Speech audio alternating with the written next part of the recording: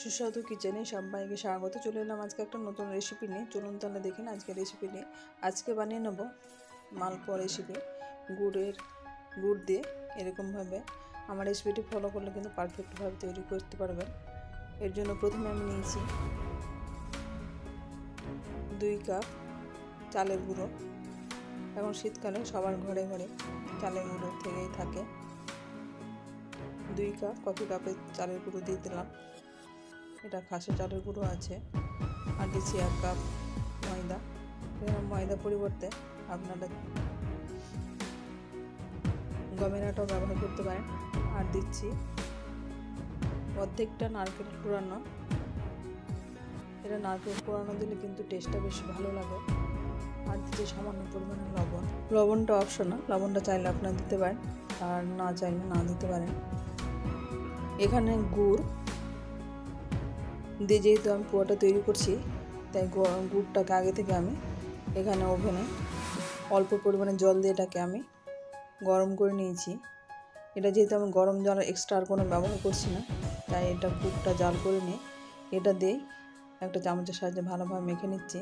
যেহেতু গুড়টা গরম আছে, এখন মাখতে অসুবিধায় নেড়ে চেড়ে নাড় পরে কিন্তু এখন হাত দিয়ে এটাকে মেখে নেব।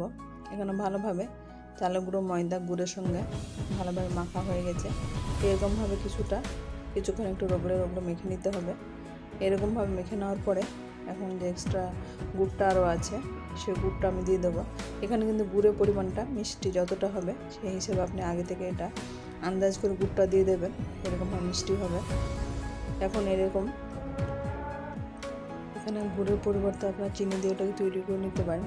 গুড় এবং চিনি দুটো যদি সামান্য পরিমাণে গরম করে নেওয়া যায়, গরম এখানে ময়দাটা কিংবা চালের গুঁড়ো মাখা যায়, তাহলে কিন্তু পোয়াটা নরম হয় এবং খেতে বেশ টেস্টফুল হয়। এরকমভাবে ভালোভাবে মেখে নিয়েছি। চিনিটা গলে গেছে। এখানে চিনিটাকে আপনারা আগে থেকে গুঁড়ো করে নিতে পারেন, এটা গুঁড়ো করে নিয়ে মাখিয়ে নিতে পারেন। এখন চিনির পরিমাণটা কম আছে, মিষ্টির পরিমাণটা কম আছে, তা আমি আরও কিছুটা গুড় যেটা গোলানো আছে সেই লিকুইডটা দিয়ে দিলাম। এরকমভাবে দিয়ে যেহেতু এখানে জল আর এক্সট্রা আমি ব্যবহার করছি না, যে গুড়ের জলটা আছে সেটা দিয়ে এখানে মাখা হয়ে যাচ্ছে। এরকমভাবে পারফেক্ট আমার মাখা হয়ে গেছে। এখন এটা দিয়ে একটা চামচের সাহায্যে বুঝতে পারছি কতটা ঘনত্বটা আছে। এখানে ঘনত্ব বেশি আছে, তাই অল্প পরিমাণে এখানে কিন্তু জলটা আমি ব্যবহার করেছি, এখানে গরম জল আছে, সেটা দিয়ে এখন ভালোভাবে একটা চামচের সাহায্যে মেখে নেব। এরকমভাবে যত বেশি পোয়াটা মাখবে তত বেশি কিন্তু পোয়াটা ফুলবে, বলার মতো হয়ে এরকম পারফেক্ট প্রত্যেকটা পোয়া কিন্তু ফুলে উঠবে। এখন এটা আমি আটাটা ভালোভাবে মাখা হয়ে গেছে। অন্যদিকে ওভেনে একটা কড়াই বসে এখানে আমি পর্যাপ্ত পরিমাণে তেল দিয়ে তেলটা ভালোভাবে গরম হয়ে গেছে। এখানে একটা টিফিন বাটি আমি ঢাকনা এরকম নিয়েছি। এখানে ঢাকনাটা দিলে আগে থেকে আমি তেলের মধ্যে গরম করে নিয়েছি। এখন এখানে কিছুটা আমি 1/2 কাপ মতো ব্যাটার দিয়ে দিয়েছি। এখানে ব্যাটারটা দেওয়ার পরে কিন্তু তেলটার মধ্যে পোয়াটা ফুলে উঠছে।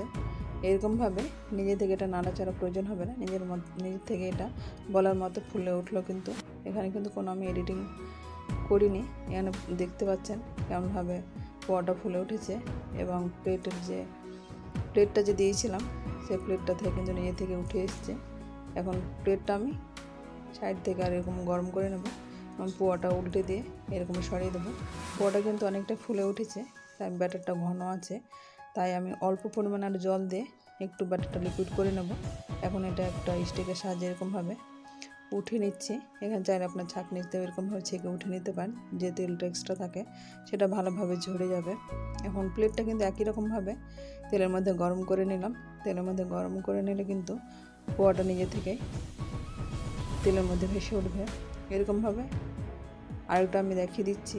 এরকমভাবে কিন্তু পোয়াটা ফুলে উঠেছে এবং ঢাকনাটা থেকে কিন্তু উঠে যাচ্ছে। এরকমভাবে উল্টে পাল্টে পোয়াটা কিন্তু মিডিয়াম ফ্লেম করে এখন ভেজে নেব, তাহলে ভেতর থেকেও সেদ্ধ হবে এবং উপর দিকে কালারটা বেশ সুন্দর আসবে। এরকমভাবে একই তেলের মধ্যে আমি আরেকটা ব্যাটার দিয়ে এরকমভাবে প্লেটের মধ্যে, এখানে প্লেট ছাড়াও আপনার একটা যে কোনো কাপের পরিমাণ এরকমই একটা পোয়া দেওয়ার সময় কিন্তু যেটা প্রথমে পোয়া দেওয়া থাকবে সেটা তো তেলের মধ্যে ভেসে গেছে এটা লেগে যাওয়ার সম্ভাবনা থাকে। এটা একটু সাবধানে, পোয়াটা ফোলার পরে কিন্তু একটু সাবধানে রাখতে হবে যাতে কোনো ঠাসাঠাসি না লাগে। তাহলে কিন্তু এরকম একই তেলের মধ্যে 2-3টে করে পোয়া একসঙ্গে ভেজে নিতে পারবেন। এরকমভাবে প্রত্যেকটা আমার বলের মতো পোয়া ফুলে উঠেছে আমার টিপসটা ফলো করলে। আপনার বাড়িতে আবার ট্রাই করে কমেন্ট বক্সে কমেন্ট করবেন। আমার চ্যানেল নতুন বন্ধু হয়ে থাকেন তাহলে সাবস্ক্রাইব করে পাশে থাকা অনুরোধ রইল, পাশে থাকা বেল আইকনটি প্রেস করে দেবেন। তাহলে যখনই কোনো ভিডিও আপলোড দেবো সর্বপ্রথম আপনার নোটিফিকেশনে পেয়ে যাবেন। আর যারা সাবস্ক্রাইব করে আছেন তাদের অসংখ্য ধন্যবাদ।